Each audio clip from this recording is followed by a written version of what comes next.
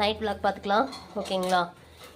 Pasta தான் செய்ய போகிறேன். பாஸ்தா இல்லை, அது ஆக்சுவலாக சேமியா பாஸ்தா டைப்பில்.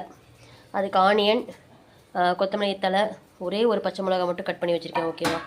தென் கொஞ்சம் புதினா, கருவேப்பிலை, தக்காளி. இங்கே பாருங்கள், நூடுல்ஸ் நல்லா வேக வந்தாச்சு, சூடாக இருக்குது. இப்போ கொஞ்சம் பச்சை தண்ணி மேலே ஊற்றி ஓகே போதும், தாளிச்சிடலாம். எனக்கு என்ன பேர் சொல்லணும்னு எனக்கு தெரியல ஓகே. ஸோ அதனால் நூடுல்ஸ்னு வச்சுக்கலாம், இப்போதைக்கு நூடுல்ஸ்னு வச்சுக்கலாம். எண்ணெய் ஊற்றிருக்கேன், தேங்காய் எண்ணெய் தான் ஊற்றிருக்கேன். அதுக்கப்புறம் நம்ம என்ன போடலாம், வெங்காயம் போடலாம்.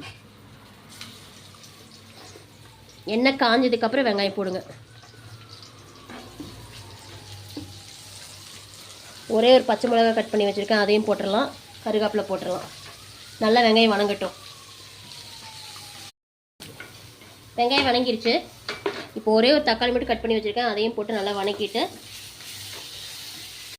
தக்காளி போது வணங்கினது. இப்போ கொஞ்சம் முட்டைக்கோஸ் கட் பண்ணி வச்சுருக்கேன், அதையும் போட்டுக்கலாம். ஓகே,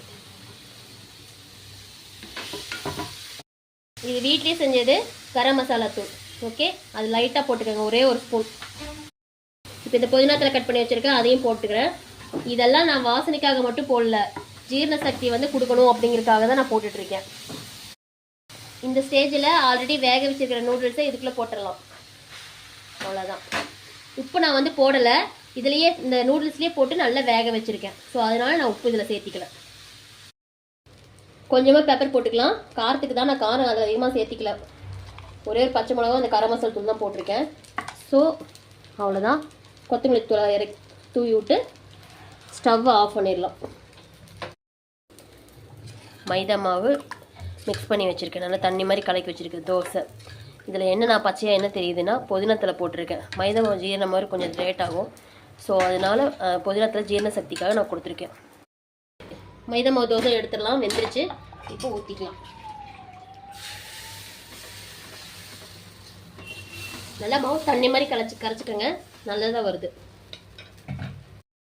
இது ஆக்சுவலாக பார்த்தீங்கன்னா ஆஃப்டர்நூன் கவிக்கு செஞ்ச கேரட் ரைஸ் தான், கொஞ்சம் மிச்சம் இருக்குது. ஸோ அதனால் எல்லா பிளேட்லேயும் ஆள் கொஞ்சம் கொஞ்சம் ஷேர் பண்ணிக்கிட்டோம். இது வந்து நூடுல்ஸு, தென் ஒரு மைதா தோசை, காலையில் செஞ்ச தட்டைப்பயிறு, கத்திரிக்காய், உருளைக்கிழங்கு போட்ட குழம்பு. இன்றைக்கி எங்கள் வீட்டில் இவ்வளோ தான்.